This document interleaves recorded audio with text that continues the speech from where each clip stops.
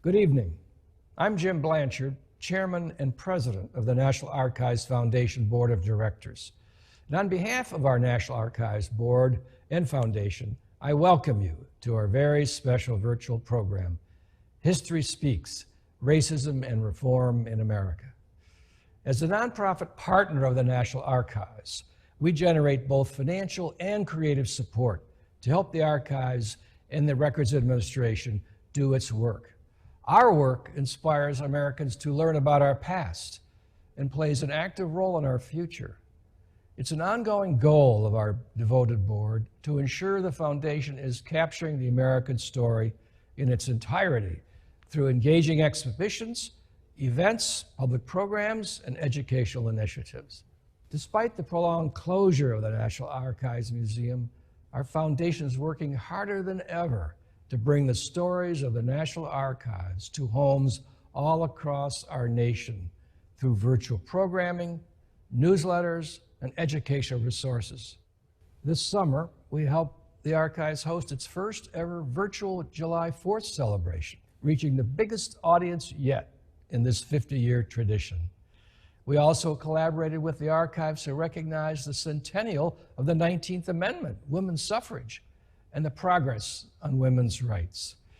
And tonight, we come together for yet another critical conversation, informed by the records and stories found within the National Archives.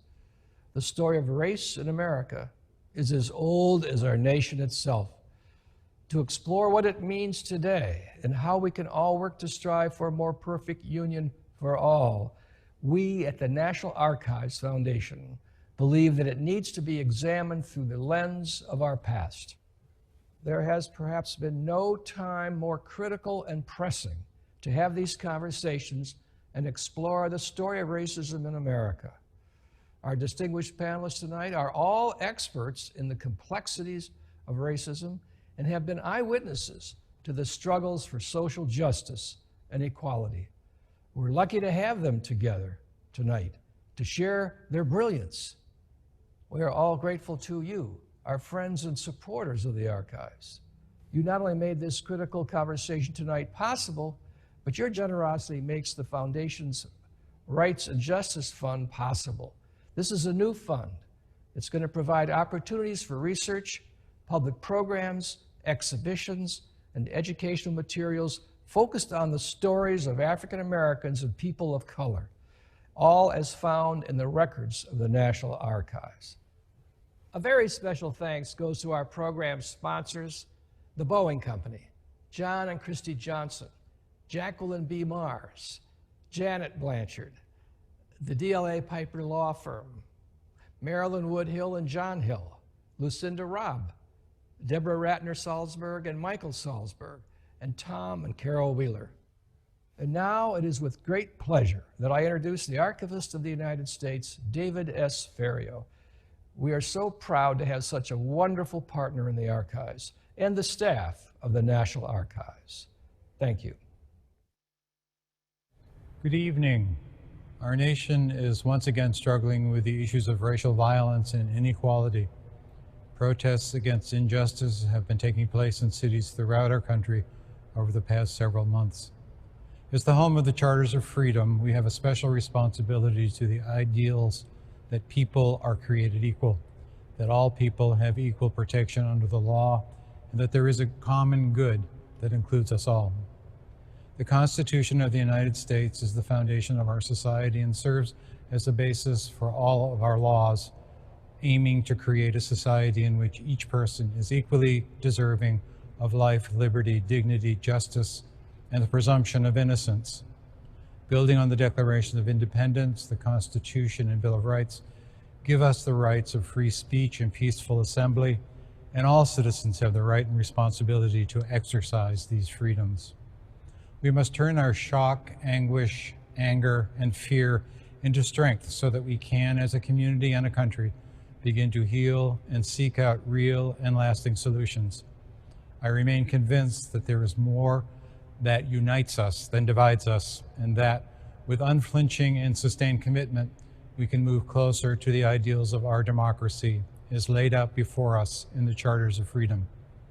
I'd like to take a moment before we start to thank our partner, the National Archives Foundation, for helping the National Archives reach an ever larger and more diverse audience each year.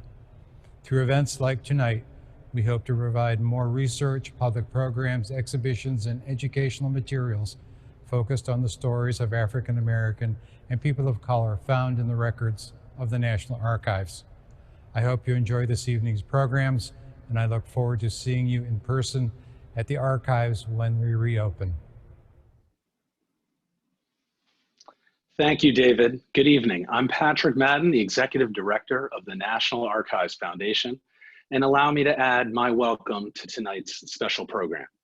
In addition to Governor Blanchard's mentions of our sponsors, we'd like to add our appreciation to Maris and Peter Cuneo, the NCTA, the Internet and Television Association, Mary Moynihan, as well as Rodney Slater and Cassandra Wilkins.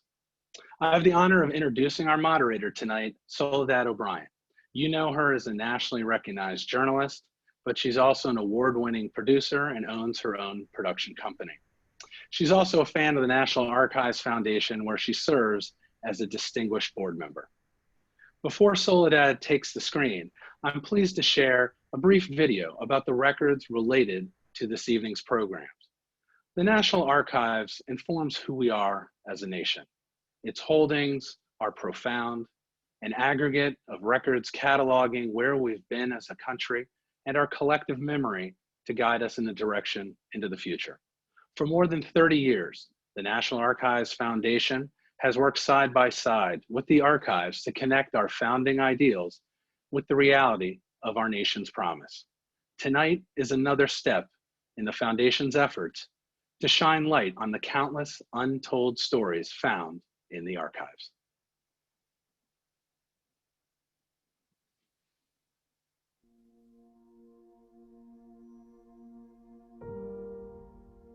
I want you to think about the words of Lincoln, who said that no nation can stand half slave and half free.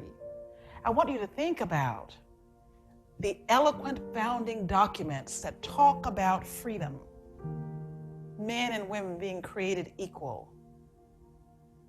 Those ideals cannot really stand alongside a nation that enslaves its people. Embedded in the fabric of what it means to be an American citizen are the rights and justices guaranteed by its founding documents. The celebration and exercise of these privileges feels intrinsic, often second nature to most Americans.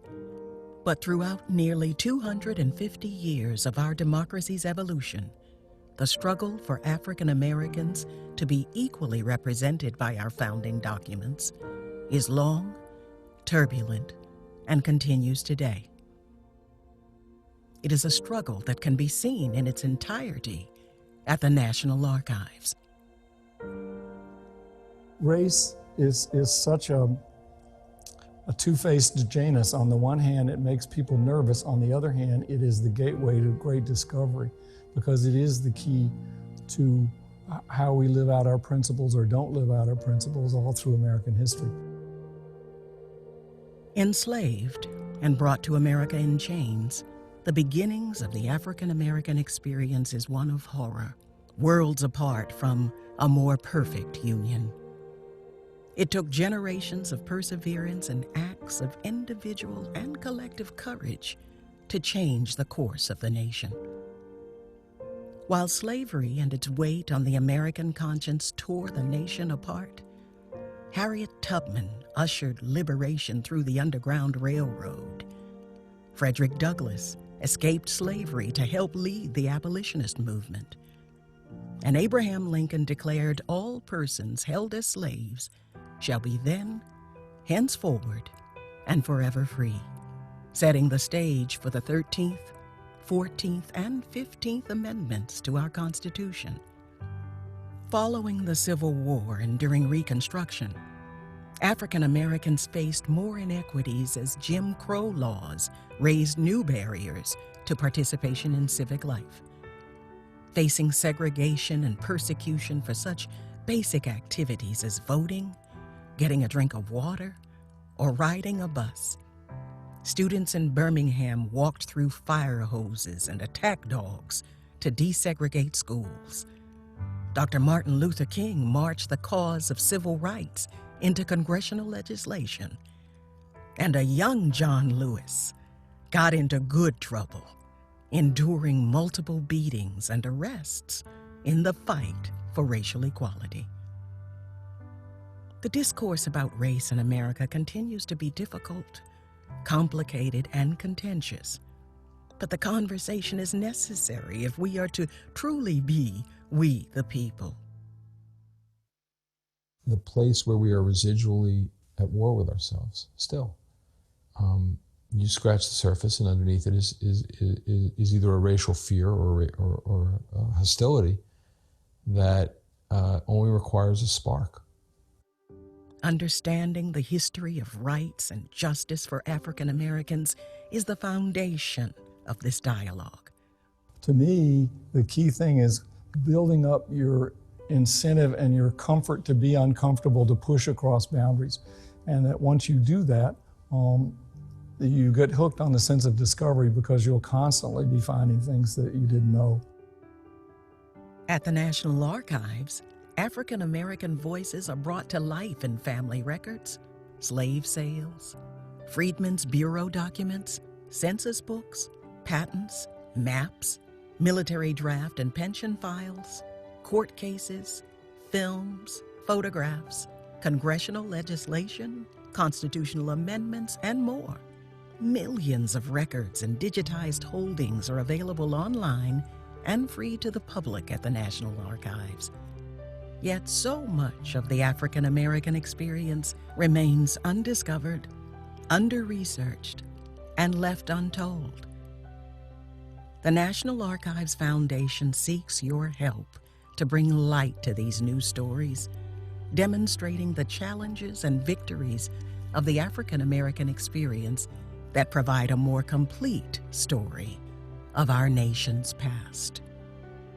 It is very, very important for all of us as citizens, for all of us as one people, to take ownership of our system of justice. This is our democracy. It belongs to all of us. We must talk about it. We must debate it. We have to continue to fight every single day. If we do not, we will go backward. We don't want to go backward. We want to go forward and complete our effort to create a more perfect union.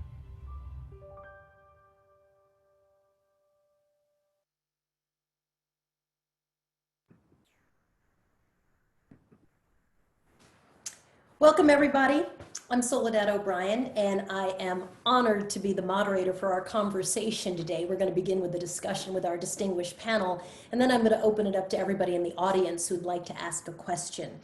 History speaks, and history also has a way of repeating itself in good ways and in bad ways. Racism doesn't go away, but also neither does the effort to reform.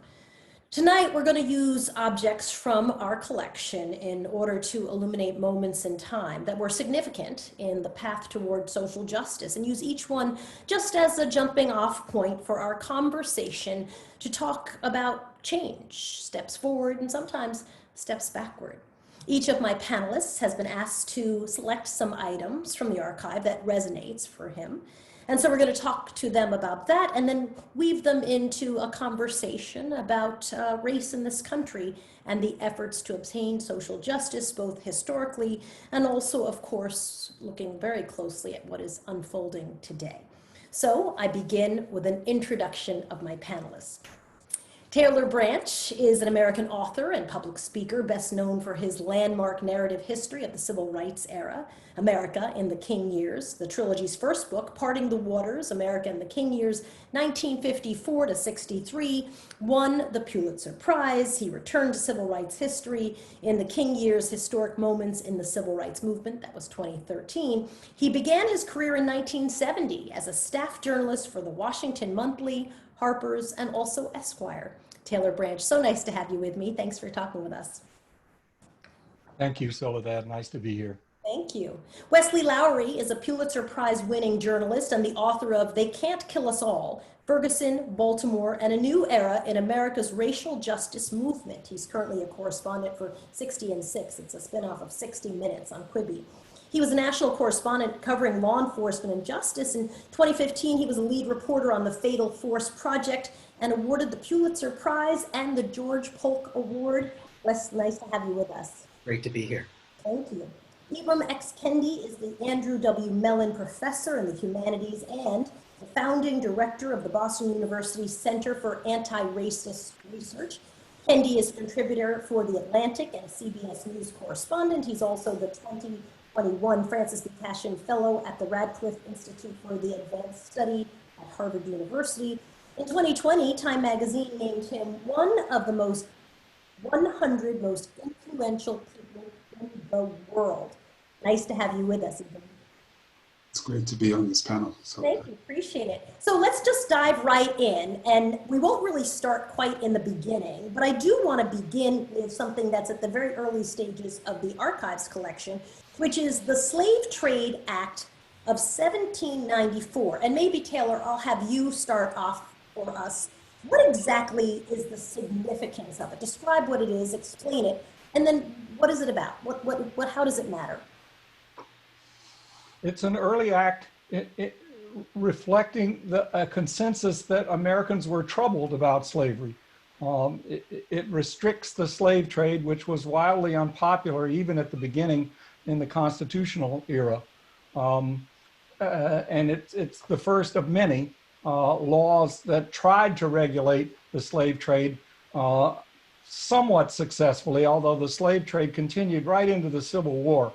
There were slave ships smuggling slaves out of Africa during the Civil War. But it reflected a consensus that America did not defend slavery. Everybody at the founding said slavery was immoral, and a lot of them expected it to leave. And yet at the same time, you see the remarkable tenacity that slavery had over our founders in the Constitution itself.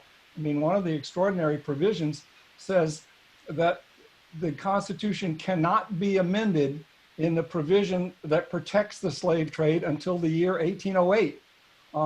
It's kind of astonishing to say that the Constitution, in providing how it can be amended, says except you can't amend it to take this away from the people in South Carolina, North Carolina, and Georgia who really pushed to get the protections for the slave trade. So this law shows that we've been troubled.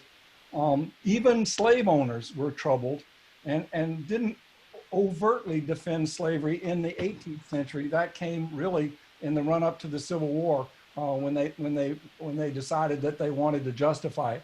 But our nation began with people embarrassed by slavery and at war over what to do about it. It seems to me, Ibram, that white American consciousness around slavery has gone a little bit like this, but took a Civil War before really, I think we were able to confront that head on. Give me a sense of your take on how white Americans' view of slavery, even to this day, sometimes I see rewriting the narrative of how America was founded, has been somewhat surprising to me at times. Well, I think if there is a story of America's past and certainly its legacy that I think many Americans, particularly white Americans, don't really want to face, it's certainly the story of slavery. And many of the first historians of slavery, as an example, who were mainly white men, wrote stories of slavery in the way slaveholders wrote about themselves, in that they wrote stories that, there wasn't consistent violence and terror. They wrote stories that these slaves were well cared for, like they were the children, of slave masters. They wrote story that this, economic institution wasn't profitable. They wrote stories and stories and stories and really we've been really hearing some of those same stories, I think, in many ways, ever since. And so once other types of scholars, particularly Black scholars, and even certainly anti-racist white scholars, started rewriting slavery's history by the early 20th century, a different story sort of came to the fore, and we've been rewriting that story ever since. 60 years later, there's another element, a piece in the archive, the Dred Scott decision. So maybe Taylor, you could explain what I feel like all of us studied the Dred Scott decision in 7th grade, but for the 3 people maybe who are watching who did not, why don't you, Taylor, walk us through the Dred Scott decision? And then I want to have a bigger conversation about the role of the courts in slavery. Well, the Dred Scott decision in 1857 was in this long pre-war period from the 1830s until the Civil War started, when our nation was really distinguished by evasion and poor leadership on slavery, not knowing what to do because slavery was getting more profitable and more powerful. And this lawsuit in Dred Scott was a refined slave who traveled outside his state and sued for his freedom. And the significance of the case is that Chief Justice Taney ruled that he was not a citizen and therefore couldn't bring the suit, and that African Americans had no citizenship rights that white people were bound to respect. So it really said that this was an issue beyond slavery, grounded in race itself. That even if a black person was free, that black person was not a citizen, had no claim on citizenship, and that's about as fundamental as we can get in America. So it was the reaction to that was one of the things. John Brown was only 2 years later. Things were stirring towards civil war. Wesley, talk to me a little bit about the role of the court as we see it even today, right? This idea, this fundamental idea that there was no rights that anybody was bound to respect for a slave and for a black person as a whole. To some degree, I think that there are remnants and elements of that journalists today even cover. Sure. I think it's really important for us as we grapple with our history and try to understand the extent to which our history influences our contemporary lives in the country, right? We can unquestionably look back at our history and see progress and change and things that have become overcome. And yet, I think what we also have to understand, and I think this is one of the reasons why it can be such a contentious discussion when people attempt to center things like slavery and also other structural inequalities baked into the system of government in the States, is that when we grapple with that, what we realize is that there's a complexity to undoing it. That when you have a civilization, a society that builds its laws on top of these inequities, you can, coming in hundreds of years later and beginning to undo them does not in fact undo the damage that was done, nor does it automatically get rid of the all the collateral damage that's still being done. Other rulings, other laws, the way we structure other institutions around a certain set of premises, even once you undo those premises, you still have to grapple with the rest of the legacy of them. And so, the Dred Scott decision very obviously, is considered one of the low points in Supreme Court history in its in the way it codified the idea that Black people were subhuman or less than human. But I think that while we don't today deal with laws or decisions that are so clearly and obviously racially discriminatory, we do deal with precedents and laws that were put in place based on those sets of premises, right? And so what you start to see, right, what we talk about very often, we talk about the idea of anti-Blackness, right? We hear that in conversation, right? Nothing could be, it's hard to imagine something more anti-Black than to rule explicitly that Black people don't deserve the full rights of citizenship or not full Americans, right? But then what you start doing though is you start looking at other decisions that come after, well after Dred Scott, whether it be access to housing, whether it be how we fund our schools, whether it be how we use policing to enforce law and order in some places at the expense of some people to the advantage of others, right? We start to see some of the ideological underpinnings, when you go back far enough, being based in this idea that in law, one set of people did not have to be treated equally as the other set of folks. And so I do think that this history, we have to grapple both with how different a decision like that might come down today, but also understanding that these decisions, these laws, these precedents aren't single things that you erase the one line and it's gone, that they have legacies that infiltrate the rest of our system, and that those legacies can far outlive the decisions themselves. Ibram, Dred Scott seemed like a big step backward, but moving forward from there, what kind of changes would come to the Supreme Court? What would the courts be doing that would move, I guess, this idea of racial reckoning forward in future years, and maybe in the next 100 years? It really, in many ways, the Supreme Court was decisive in unraveling the Reconstruction amendments that followed the Civil War.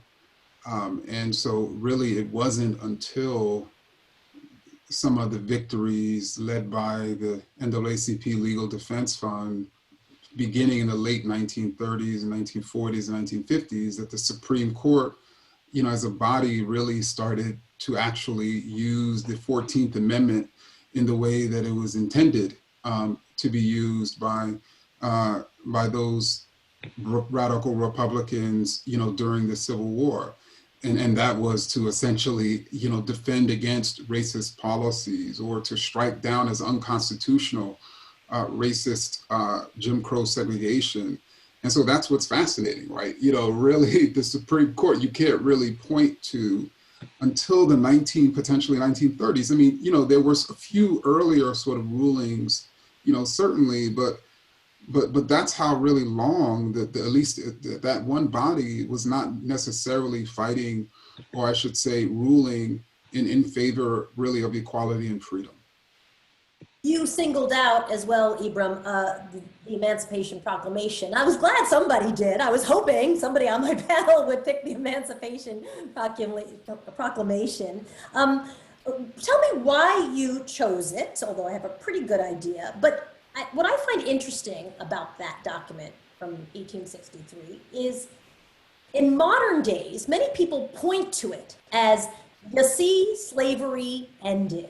We're done. We move forward from that point. My family no longer owns slaves. Why are we having a modern day conversation about race and racism when it all ended with the Emancipation Proclamation? Well, I think that's precisely why I wanted to point it out, because, chattel slavery did not end with the Emancipation Proclamation. In fact, Lincoln only emancipated those enslaved people in Union-held sort of territories, meaning he only had the power, I should say. And so that was really only roughly about, some historians have estimated, between 50 and 100,000 people. There were sort of territories that were left out, including border states, because Lincoln was trying to maintain the loyalty of the Unionists in those border states, or even others in areas like Louisiana, where he was trying to gain the loyalty of former Confederates. But he certainly did not have the power to free enslaved people in Mississippi and in Alabama, in the Confederate States of America. But what did happen, and I think this is what I wanted to really point out, is in many ways the Emancipation Proclamation opened a door, and many enslaved people on plantations saw that door and realized that if they ran away from their plantations, they ran to the Union sort of army, to Union lines, that there would be the door of freedom.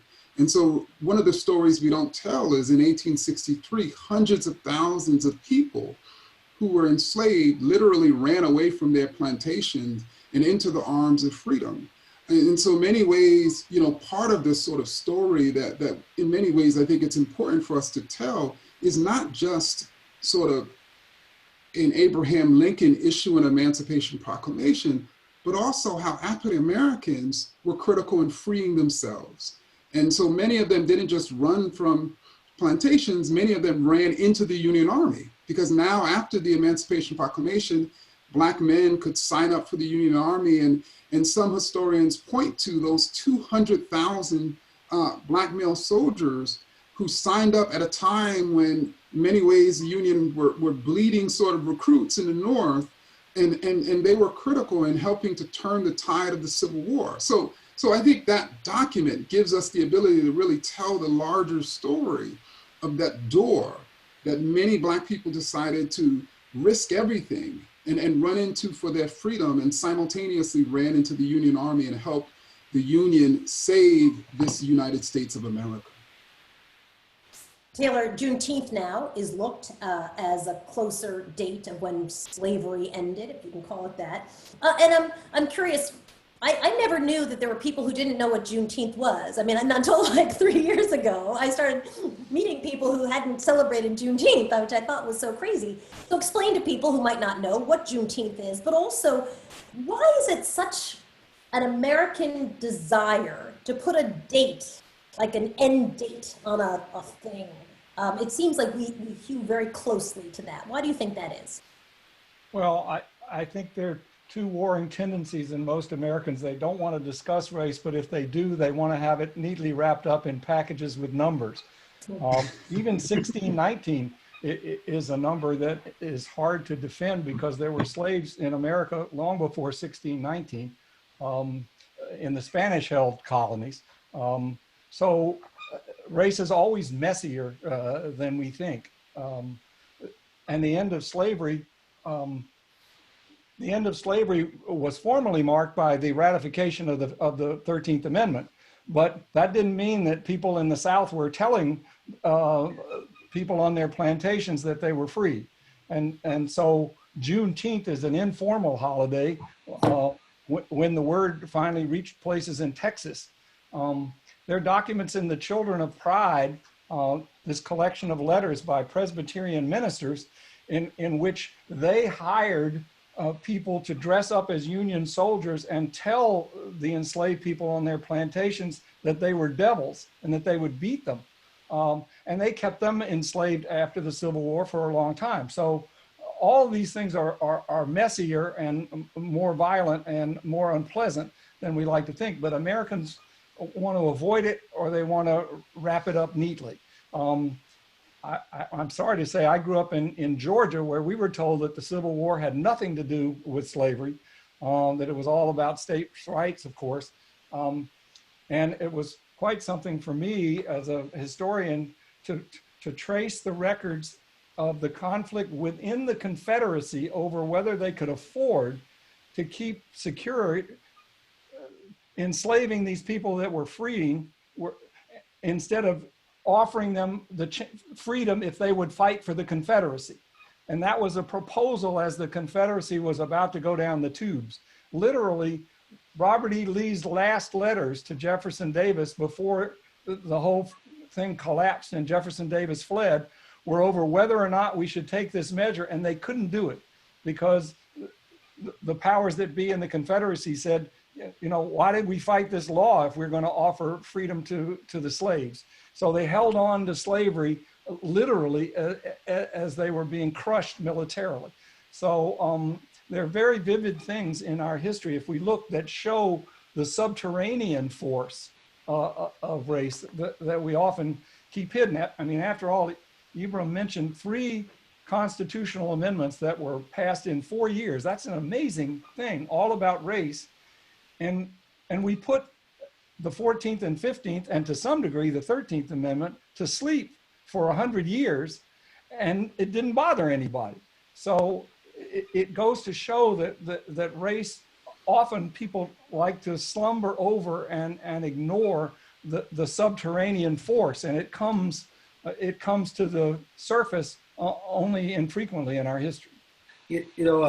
I would just add, as I was listening to Taylor and Ibram talk, right, is that there's a power conceptually in thinking about and grappling with the idea that slavery didn't end with the Emancipation Proclamation, that slavery didn't end. What does that look like? And when you study our history, what you know and what you see is that is in fact true. Beyond the literal enslaved people who remained enslaved after the quote unquote end of slavery, you start to see the sharecropping system, the convict labor system. You start to see the development of other systems designed by powerful interest that in essence kept people enslaved, right? And you start to see how those institutions continue to subjugate Black Americans in America long after the end of the Civil War, long after, even once we're well through the Reconstruction and the Redemption period, then into the Jim Crow era. You see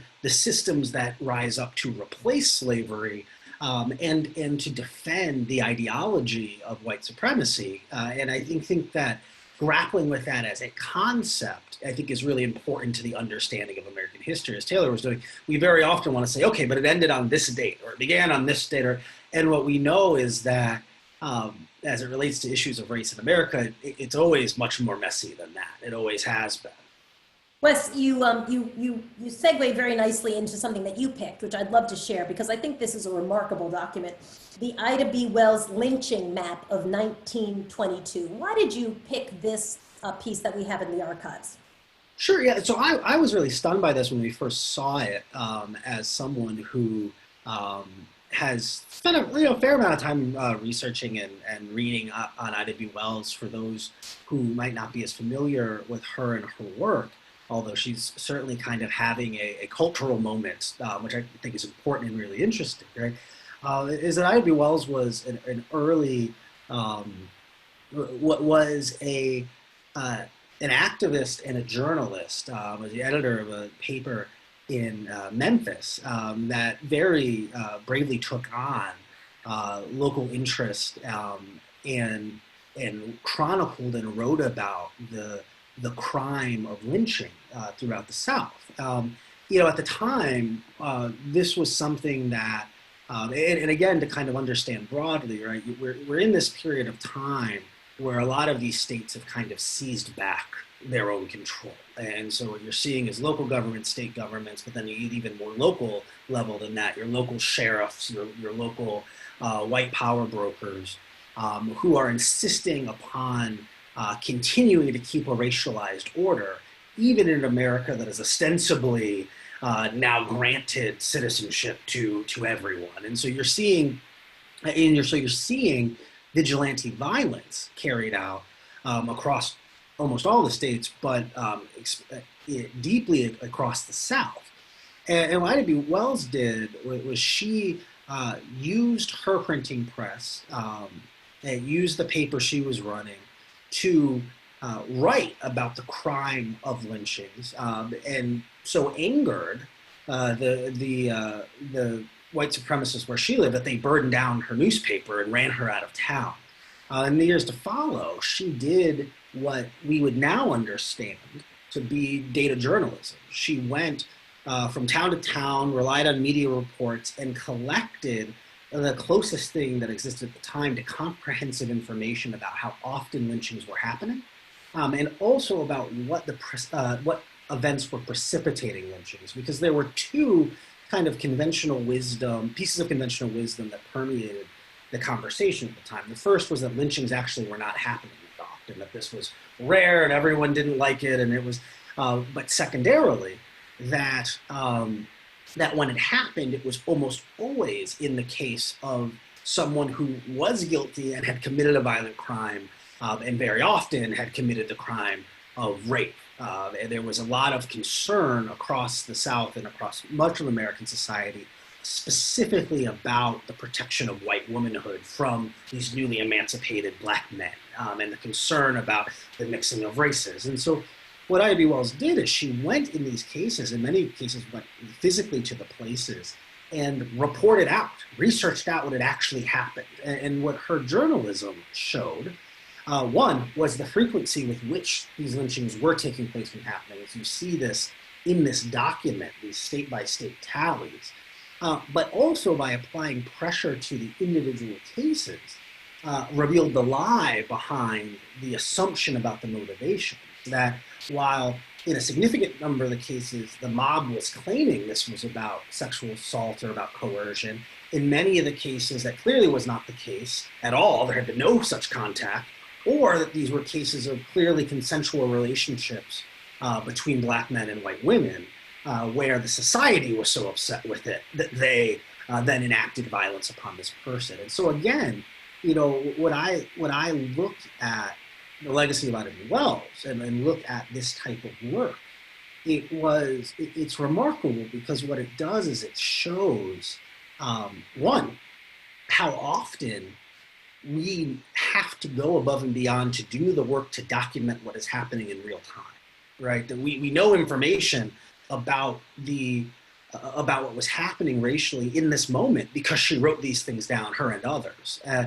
But secondarily, that we have to apply that scrutiny and that pressure because just because something is accepted to be true or accepted to be why something is happening, that doesn't necessarily mean that is the case. And third, that work, telling those truths is not necessarily going to be popular in real time. That we look back at, you look at what Ida B. Wells wrote at the time, you read her writings, you look at that space, and she's not saying anything that we now understand to be historically controversial at all. And yet at the time, the things she was saying, I mean, literally placed her life at stake. I should mention that the 2020 Emmett Till Anti-Lynching Act failed to pass. Nothing controversial. I want to talk cloture, Taylor, because you picked this, and I'm so curious as to why. Invoked 1964 to end 55 days of filibuster.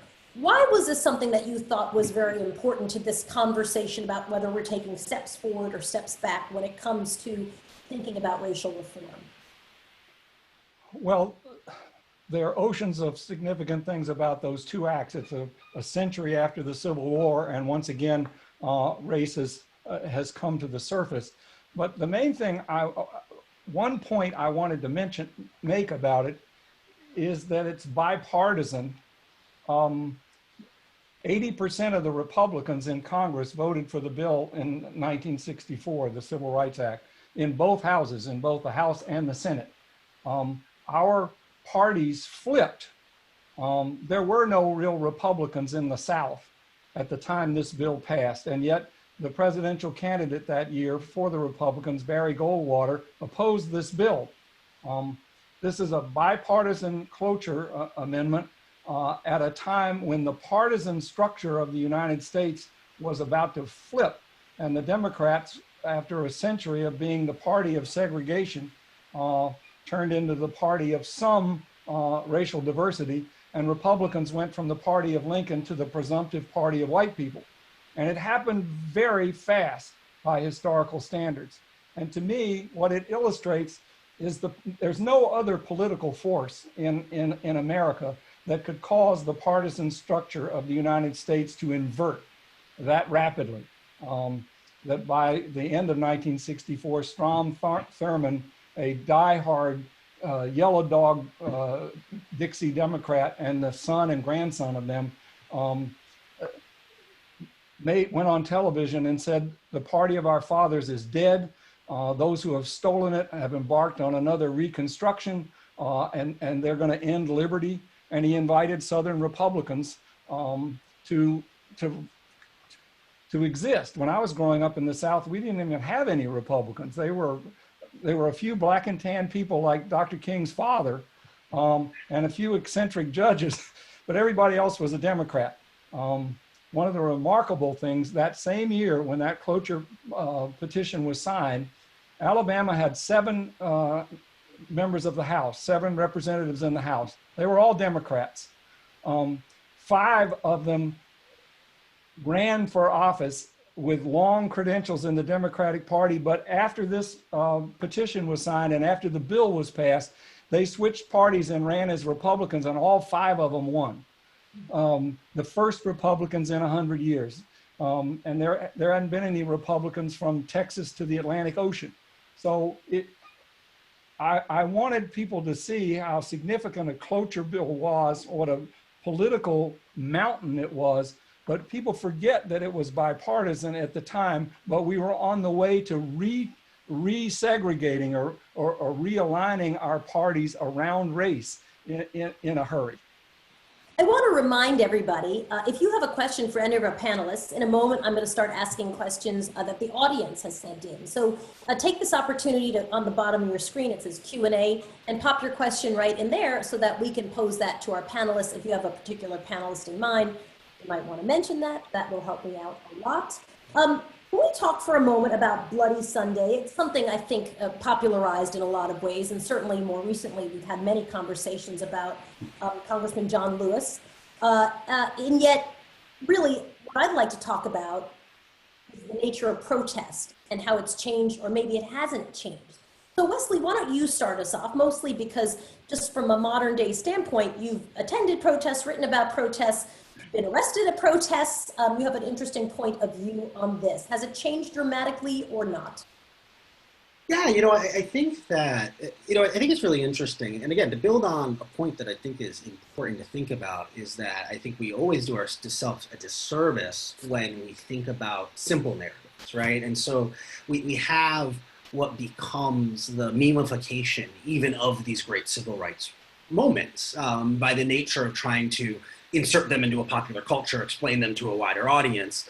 Not that I would ever want to undo such things, but what's always remarkable to me is is that when you isolate these incidents, even if it's Bloody Sunday and John Lewis, you always find a richer, more nuanced complexity to them than we understand them to be true in popular culture. And so one of the things that I think is really interesting, I was revisiting a fair amount of writing around Bloody Sunday and the Selma campaign, obviously following Congressman Lewis's death, reading back through his autobiography, reading through some oral histories from the time, and was reminded in this moment, right? Because we recall that, John Lewis's death comes in the midst of this kind of summer of reckoning, post-George Floyd, post-Breonna Taylor. There are thousands of people in the streets as one of his last public acts is to go to what's now known as Black Lives Matter Plaza in Washington, D.C. And in many ways, people made a lot of the fact that he talked about how, Emmett Till was his George Floyd, or this could have been what they were protesting. And I actually think we should have been less surprised by that. And then one of the reasons I think that is that, when you read back through Selma, what you see is that while the Selma campaign was unquestionably about the access to the franchise and to voting rights, and against a sheriff who was preventing Black Americans from being able to register to vote. The Bloody Sunday March itself was tied directly to an act of police violence. That there had been a prior march, a nighttime march in Selma around the ideas of voter access, and a young man named Jimmy Lee Jackson had been killed by the police at that march. And the Bloody Sunday March, which was going to be a march to Governor George Wallace's mansion in Montgomery, was explicitly in response to an act of police violence. And so we lose some of that texture and that nuance and how what I think all Americans almost unanimously would agree is a great act of patriotism, the Black Americans who marched in Selma, is in many ways even more closely tied to the many Americans we see in the streets today, by understanding that the reason they were on that bridge that day was specifically about the police having killed a protester, an activist, right? In the context of their campaigns around voting, right? And so I think that those things are all, like I said, they're always very interesting to me. I think that sometimes we have a bias in the media and society everywhere to think that the things happening in our moment are so unique and so different, when the reality is in this space, they're almost all tied directly together. You can go through the entire history of Black Americans and intellectuals and writers, and you will almost always see discussions of police and state violence, right? That the concerns happening today in the streets are not that different than some of the concerns previously. And so I think that was one of the reasons that in this moment, revisiting a Bloody Sunday, I think was really interesting. And that leads us to a question that I think I'd love Ibram to answer if you can. What's the opinion of holding dialogue between African Americans and Caucasians? And often, as Wes points out, right, it's around these very issues of policing and violence, et cetera, around the United States to learn from each other and discuss problems. Is this a productive activity? I think it can be certainly productive, especially when we are having conversations that are built on common sort of terms and a common language. And what I mean by that is, you know, obviously there are a lot of Americans right now who aren't necessarily agreeing on racism, have vastly different perspectives on what racism is, on where racism is, on who's being or what is being racist. And part of that divide is because you have different groups of Americans defining these very terms very differently. And so it's extremely hard for two people who define the same term in vastly different ways to have a productive conversation around that issue. And so that's one of the reasons why I've been, and others, you know, been really pushing for Americans to define terms collectively. And one of the things that I sort of am constantly urging people and asking people, well, how do you define the term racist?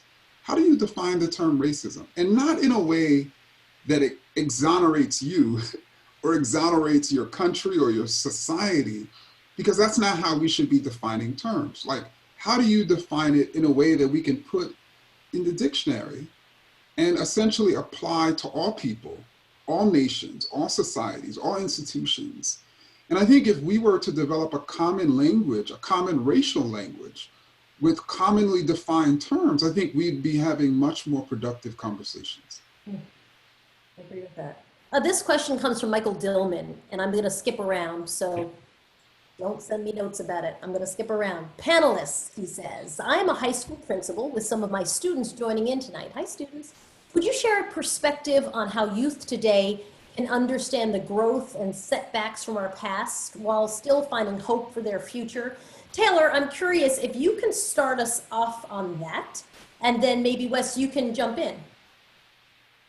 Well, I'd say one thing for young people today, it's not commonly emphasized that the civil rights movement was really jump-started by young people. The 1960s sit-ins were a shock. Most of America, including the heads of the NAACP and a lot of the major civil rights organizations, did not believe that college students, by sitting in at lunch counters, were doing anything better than a panty raid. Dr. King was the only one of the major adult leaders who saw it as a breakthrough, saying you can't boycott something that excludes you. This is a breakthrough. They are recognizing that the race issue in America can't be solved with sermons by people even as eloquent as he was. It had to be amplified by sacrifice. And so young people all along through the early 60s were often at the forefront, and the relationship between Dr. King's oratory and sometimes his leadership and their sacrifice is really one of the hallmarks of that era, so that young people were important then and they can be important today. I think the hardest lesson to get across to young people is that while our language and our politics and the way we relate to one another, and as Ibram said, even our vocabulary has not made much progress, there are things that empirically have changed, not just for Black people, but for women, for senior citizens, for gays and lesbians, that open doors to freedom that are still open and are remarkable. What I would say to young African Americans today, is that it was a Black-led movement about equal citizenship that opened those doors, like the civil rights bills, and thereby opened the doors for all these collateral freedoms. They wouldn't have happened as easily had it not been for the the tenacity and the sacrifice and the wisdom of the Black-led movement that significantly included large numbers of very young people. Well, and I would just build on to that to say that so many of the folks who have made such a big difference throughout our history were relatively young and had many fewer tools at their disposal than we do today. That the actual difficulty of organizing, the difficulty of even connecting to like-minded people in different parts of the country, there was so much less of that. I remember being in Parkland after the shooting there, and being at the first rally that those students had, and then being at the massive March on Washington they had several months later, and realizing how they had been able to do that without having to go city to city and work up support. They were able to organize digitally, they were able to communicate digitally, and able to seek out people who were like-minded, and resources and support. And so there's a world now, because of the way we're all so interconnected, because of the access we all have. We all carry computers around in our hands, our phones, when many of the people we're talking about today couldn't have imagined a computer. And that they were able to so change the country and the reality for not only themselves, but for us, that how much more exponentially empowered are we in this moment to address things that we think need to be changed. And so no matter what the thing is that you feel passionate about, no matter what the injustice you see in your community, in your country, in your world, right, that you have more tools at your disposal than ever before to start making those changes. And as Taylor notes, MLK being one of the few who supported the sit-in movements initially, he himself was relatively young. He wasn't that much older even than the college students, right? That we often remember these folks as grizzled old men, when in the reality you're talking about a lot of folks who are in their 20s, which is not very far off from where you all are. Question for Ibram. Why has Thomas Jefferson's history on race and his pro-slavery stance slowly come to light today? Because I think in many ways, Jefferson was deeply sort of complex. And I think that many sort of historians who really view him as one of the principal sort of founding fathers who then projected the idea of freedom and equality, it doesn't really fit well with the narrative that he also in his era defended slavery and inequality. So actually in my book, I was trying to grapple with Jefferson, and ultimately the way I ended up describing him was an anti-slavery, anti-abolitionist. So let me sort of break down that. So on the one hand, particularly for the first sort of 2/3 of his life, it wasn't really until maybe the last 10 years of his life that he wasn't openly opposing slavery on some level. But he, of course, he was, very critical and even at times, even in the Declaration of Independence, even in another document he wrote in Virginia, calling slavery a cruel war against human nature itself, which other slaveholders thought was blasphemous, at the time.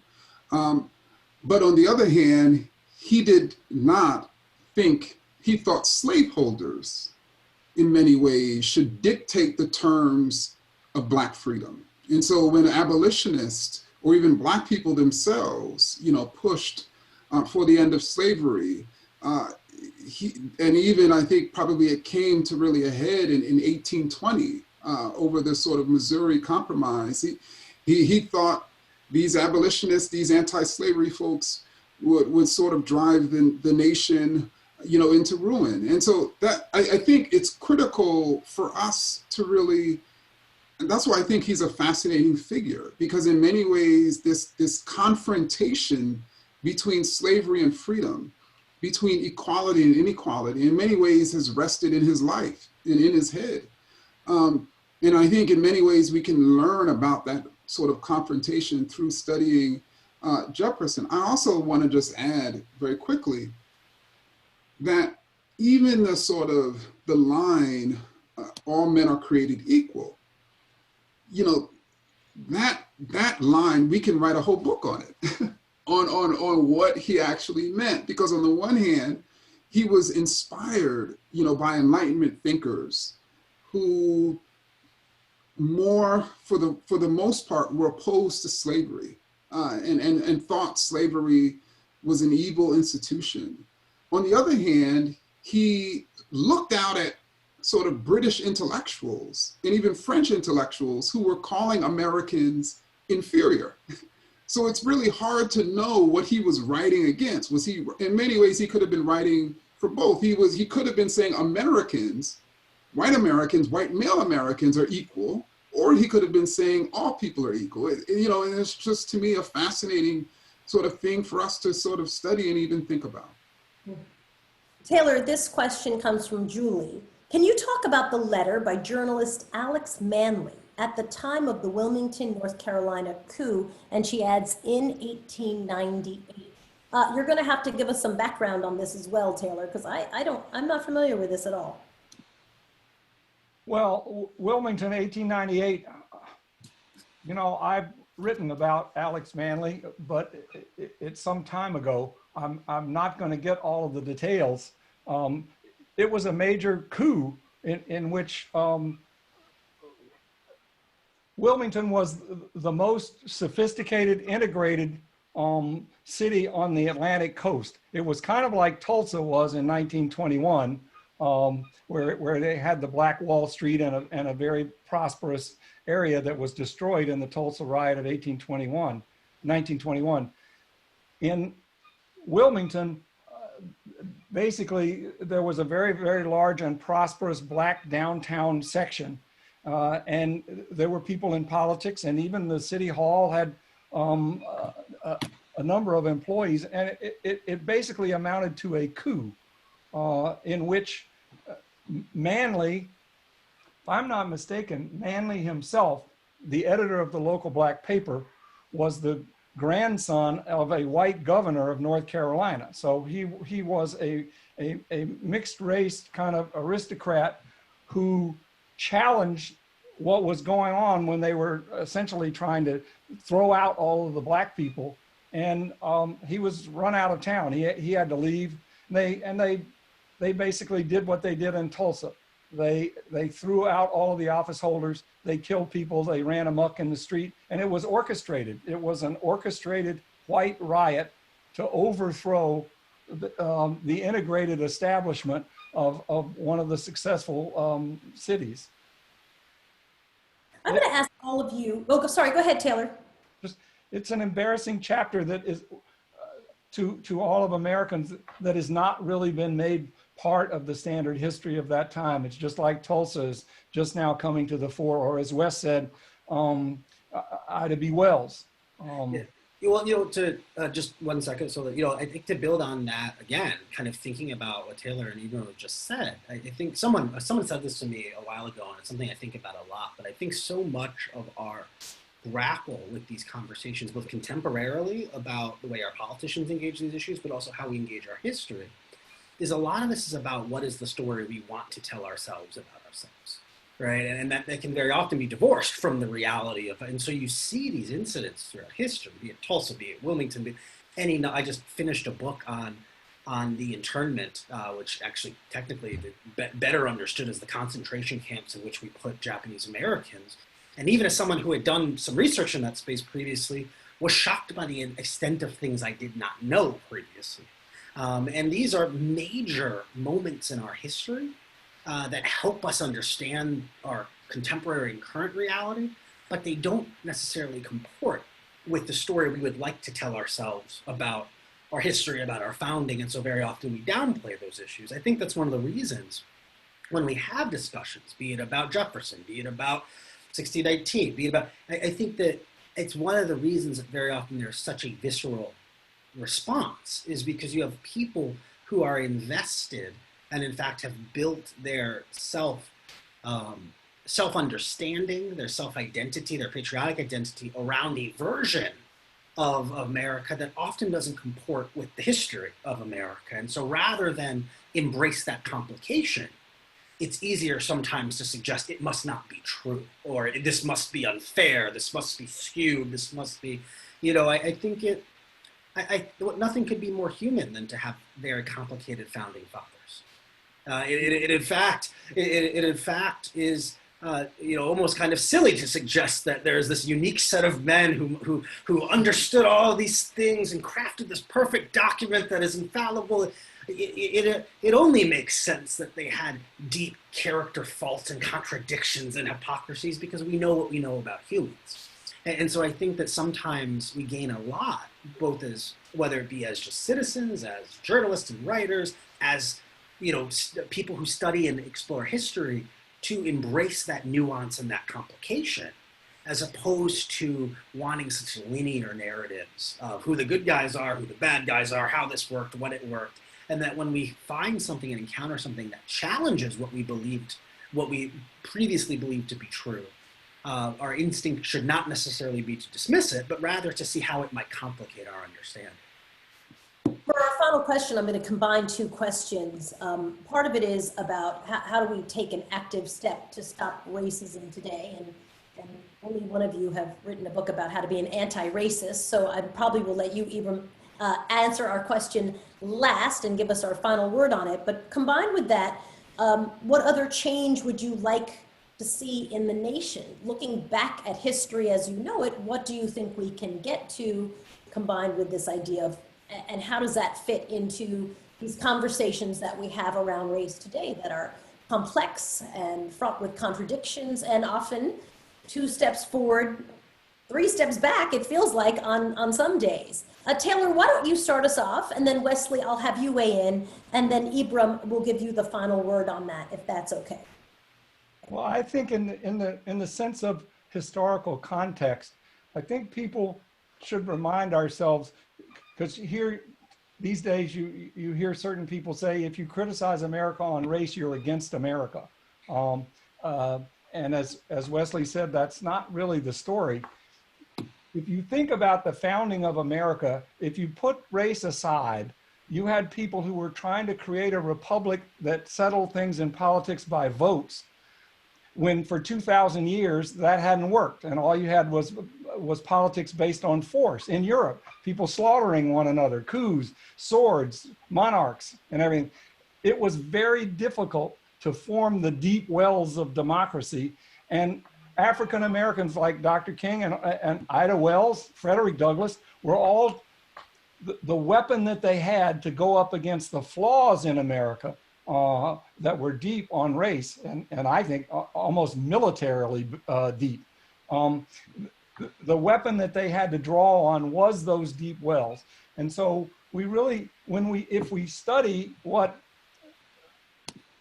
the deep wells are, Republican theory, equal citizenship, what does it mean? Civics, things that we de-emphasize these days, and apply it to the shortcomings of race. That's the essence of patriotism.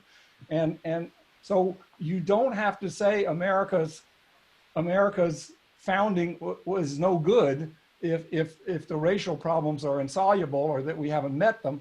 You just have to say the resources that are there have not been applied in their fullness. And if we do, that's when you create extraordinary figures like Frederick Douglass and Martin Luther King and Bob Moses and a lot of the other civil rights heroes. Wesley. I think that to build on that a little bit, I do really think that,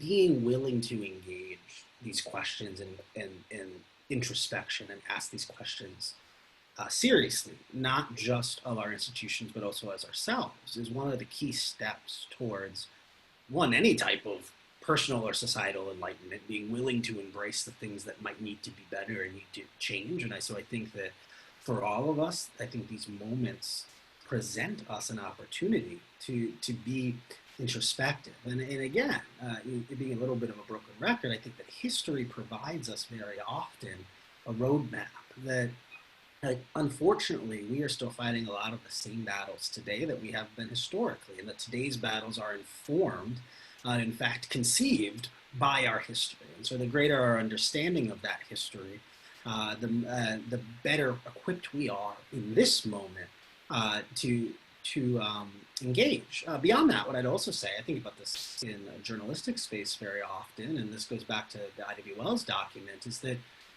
being right or telling the truth is not always popular. And I do think that sometimes, because we operate in a democracy, we see winning 50+1 as the only means to change or to progress, right? And what I think history shows us and tells us very often is that some of the greatest changes that happen in a society are things that society is kind of dragged along with. And so I think that, again, even in moments where it feels as if things are divisive and divided on any given issue, there are ways to move the ball forward, even when it feels as if parts of the populace or other folks are lined up against you and may have insurmountable support in whichever way. And so I think that for folks who are looking to apply their own energies to these struggles and to these fights, I think that, you know, it is important to remember that doing what's right is not, can't necessarily be governed by doing what is popular in a moment. And Ibram, I'll give you the final word this evening. Sure. So I think, well, first, I'm just honored to be in conversation with you, Soledad and Taylor and Wes. I wish the National Archives was open, because I'd rather be in the archives. But, you know, I think I wanted to sort of end by sort of sharing a story. When John Adams, who of course would become the second president, you know, of the United States, was at the sort of Constitutional Convention in 1776. His wife, Abigail, wrote him a letter asking him in the new code of laws to not remember, or I should say, to not forget the ladies. And in his response to Abigail, he sort of laughed, in a way, to use his words, you know, at the resistance that women were already sort of posing for their freedom and rights. And he also talked about how even children and apprentices were disobedient, that Indians were slighting their guardians, and Negroes had grown insolent to their masters. And what I'm really speaking to is at the founding of this nation, during the American Revolution, you already had this tension. You had this tension between certain people who wanted democracy for themselves and other people who wanted democracy for everyone. And I think one of the ways you can really understand American history just by that letter exchange is, first and foremost, that those Native Americans, those women, those Black people have been able over time to extend democracy for them. In the case of, you know, people of color, we've been able, through our resistance and through our allies, been able to create what people call racial progress. But what's also been the case, and I think this is absolutely sort of critical for us to also realize, there's also been, you know, what I think we should understand as racist progress. In other words, those who were, when we would break down barriers, there were times in which those who benefited from those barriers didn't just go home, they actually remained and figured out new and ever more sophisticated ways to, let's say, exclude people from the ballot. And so we've not only experienced sort of positive progress, but even negative progress. And I think it's important for us to understand both, because when you see the racist progress, or I should say when you don't look for the racist or even see the history of racist progress, in this moment, you're not going to necessarily know that this nation is indeed not post-racial, that indeed there are still racial disparities and inequities. There's still the result of policies on the books that are excluding and disenfranchising and demeaning and segregating certain groups of people. And to be anti-racist in this time is to be aware of that racism and to be fighting that racism and to be creating that equity and justice that those Indians were fighting for, that those Negroes were fighting for, that those women were fighting for, even in 1776. Ibram Kendi, Wesley Lowery, Taylor Branch, a big thank you to my panelists. I so appreciate the conversation. What a fantastic opportunity for me. And for those of you watching as well, thank you for joining us. We truly appreciate it. I'm going to send this back to Patrick. Soledad, thank you. And thank you to our panelists. What a terrific conversation. Before we close our program, allow me to thank our sponsors again. For all of you, whether you were sponsored it or bought tickets, who are supporting the Rights and Justice Fund, the National Archives Foundation is very grateful. We welcome you to learn more about the Rights and Justice Fund and our mission by visiting archivesfoundation.org. And what you've seen tonight is just the tip of the iceberg of what the foundation has to offer. And don't forget, the holidays are right around the corner. We invite you to wander through our online store, where we'll have a wide array of historic merchandise connecting to the archives holdings. These make perfect gifts for friends and family. On behalf of the National Archives Foundation Board of Directors and staff, thank you for joining us, and good night.